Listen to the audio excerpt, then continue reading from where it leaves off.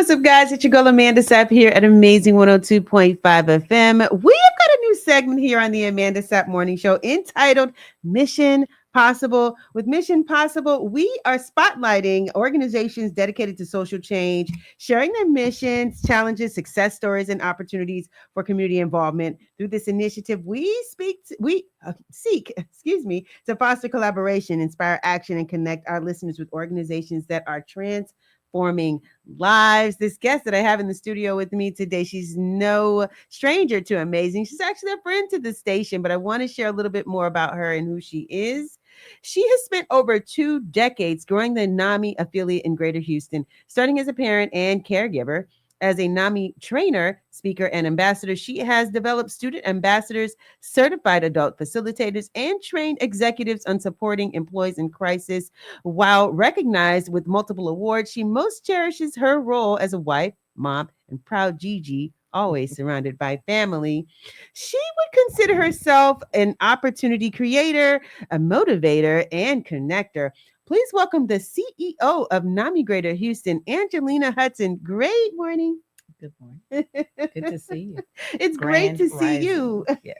Yes. Now, I'm saying CEO now. You just recently got this title. Congratulations. Sure. Thank you. Thank you. Yes, I would start off as executive director, and they've kind of reorganized and changed the title about 6 months ago. Well, this is fabulous. This is fabulous. Now, for someone who is just hearing about you for the very first time, I shared a little bit about how you were sharing now. You just was executive director, now CEO. How did you get to NAMI Greater Houston? Really, I started off 25 years ago, sitting in a chair, needing help.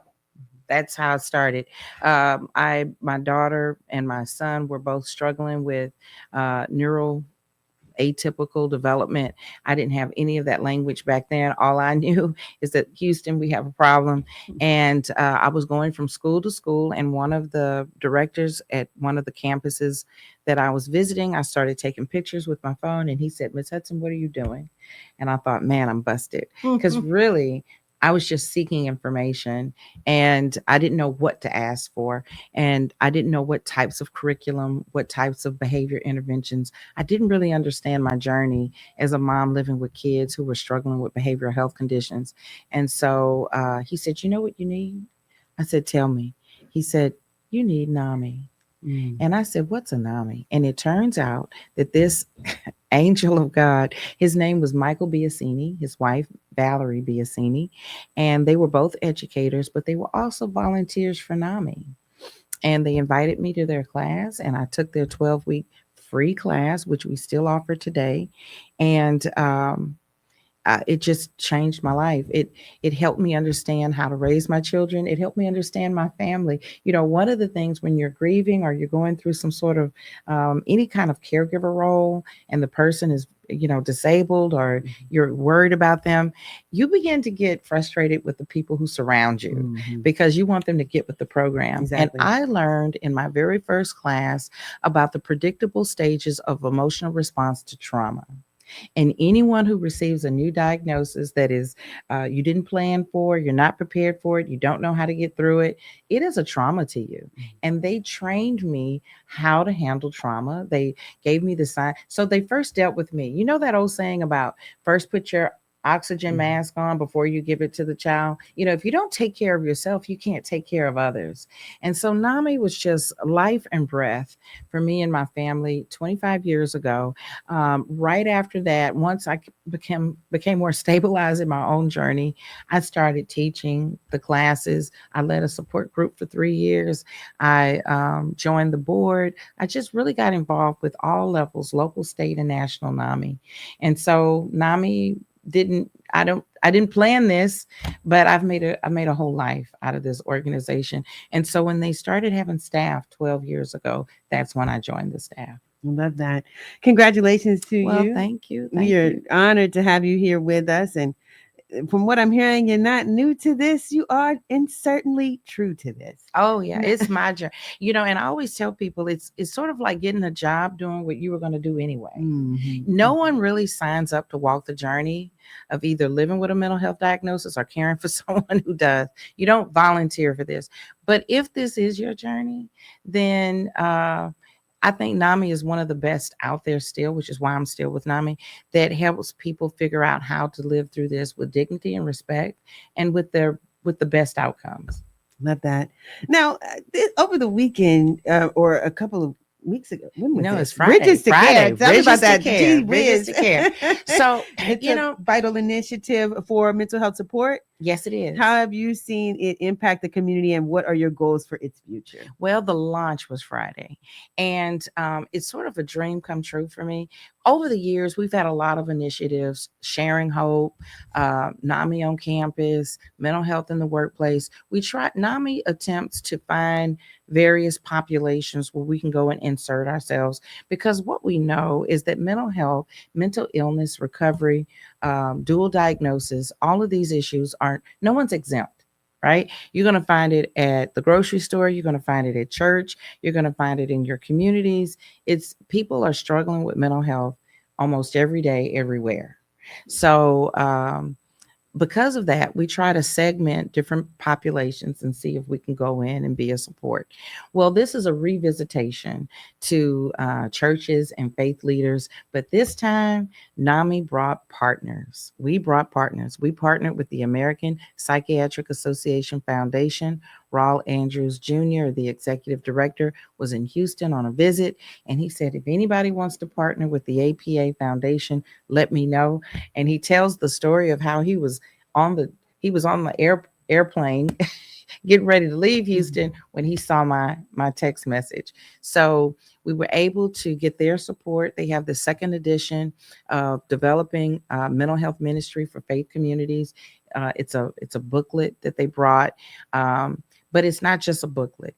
The APA Foundation has over a dozen fellows that are operating in large systems of care here in the Houston area, such as UT Health, Baylor College of Medicine, Harris Health Systems.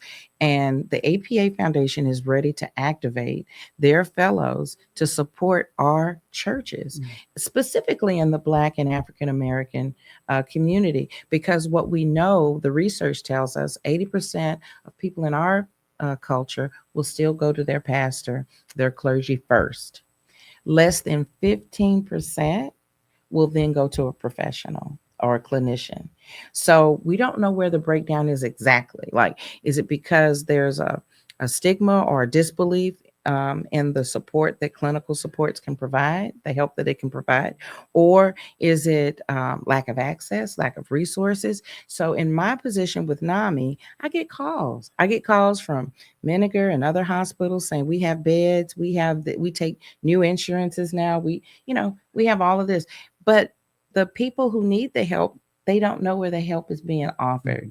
So they need a bridge. They need a bridge to be built between the community members, congregation members who might be dealing with something and they don't have a name for it yet. There's no diagnosis, or there is a diagnosis, but the loved one doesn't accept the diagnosis, whatever the case. And then you have these providers with all of these services. They're trying to find places to insert them. And so that's where we thought, if we partner with the APA Foundation, our other large partner is the City of Houston Health Department.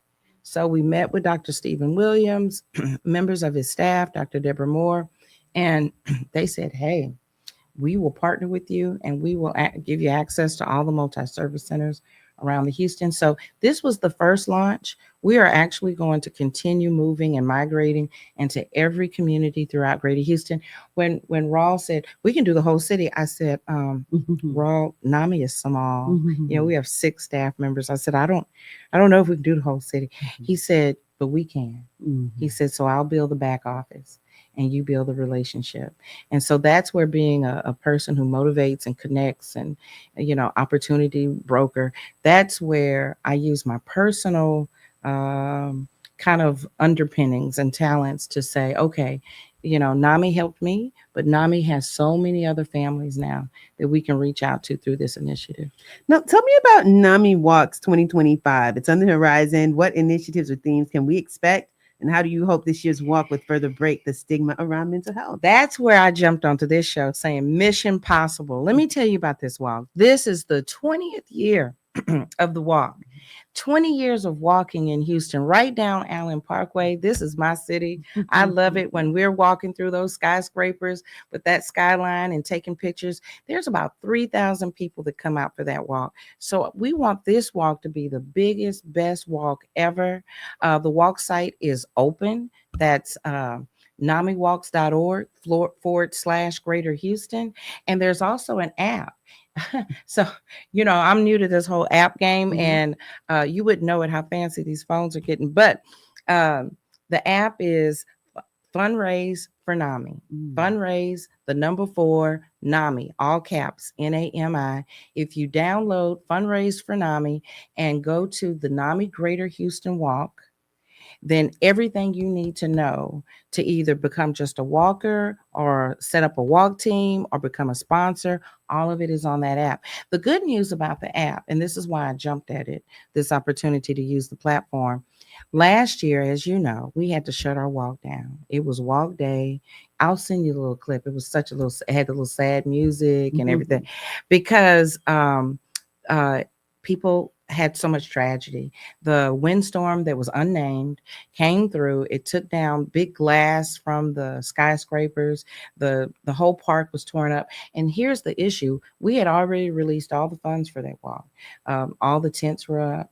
We were ready. We were dressed for the party, and there was no party the next morning. And so we did not make our goal that year. We did not hit all of our bells and whistles. But more than that, we didn't have that big reunion that we're used to having with our loved ones. But this year is different. This year, we're going to say, hold that wind, Lord. Please hold that wind. And we want to see more than 3,000 out there. And we believe that if you download the app, we can communicate with people better all the way. Because on the day of the walk last year, I just knew people were going to show up. Do you know 70 of you showed up? You came across highways and byways. You drove around big tree limbs, and if a street was closed, you navigated around that and met us at the park.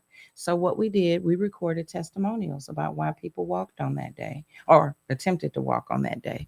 But this year, we're looking for the biggest party ever. This is 20 years of celebrating. So come down Saturday, May 17th. I would say be there at 7:30. The walk starts at 8 o'clock with a program. 8:30, we cut the ribbon. But it's more than a walk. It is a reunion of sorts of all of these families. They may not actually know each other and be friends, but they wear their T-shirts with their people that they honor on them. It's a way to remember people that we've lost to mental health conditions. It's a way to honor and appreciate the people we've saved through our support systems with mental illness. So I think that it's just more than raising awareness. It's a coming home for a lot of families. And with the funds that we raise from the walk, that's how we do all our programming.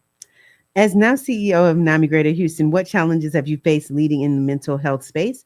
And what advice would you give to other women looking to make an impact on this field? Well, let me tell you, the biggest problem has been the strength of women, right? Why would that be a problem? Well, we have such a reputation and such a dedication to being strong that sometimes we don't step back and take care of ourselves. Sometimes we take on or assume more responsibility than what's really ours. And that's aside from not, self-care is not the only problem. Just the way we see ourselves in the world sometimes can lead to a lot of distress and compromise our whole health, because without mental health, you don't have health. And as I get a little older and a few more white hairs, I recognize it more and more that the way I see things, the way I perceive, and the way I take care of my psyche has more to do with how my digestive system, how my heart rate goes. All of that is related. And so the first thing you have to start with when you're taking care of yourself is to take care of your mind and your mental state. So that challenge it's always been there. But in the last 2 months, the additional problems that I've seen is someone has moved the cheese. The cheese is no longer where it used to be, right? So what are we going to do? How are we going to sustain ourselves? Well, the good news about NAMI is that NAMI was started in 1975 in Wisconsin by 2 women who sat at the table and said, what are we going to do for our children? And these were adult children, but what are we going to do with our adult children who have psychosis and there's no services for them. Texas still ranks number 50 per capita spending on adults living with mental illness. People don't understand there's a separation between IDD, intellectual disorders, cognitive disorders, versus mental illness. And so, while most states do have a program set up for those who cannot take care of themselves, that's not the case for those living with mental illness. And mental illness can be debilitating. It can take away your relationships, it can take away your ability to hold a job in a consistent manner. And when those things happen, when the mind cannot regulate and make healthy decisions for an individual, then we have this hands off approach. We wait for them to come ask us for help.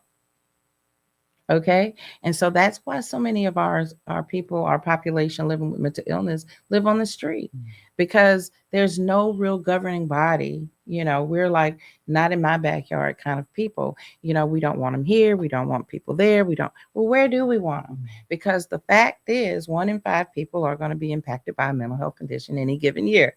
And sometimes that's us. And I'll tell you another part of this. If you're a caregiver, and you're the one trying to live your life and live that other person's life too, it's almost impossible without services and supports.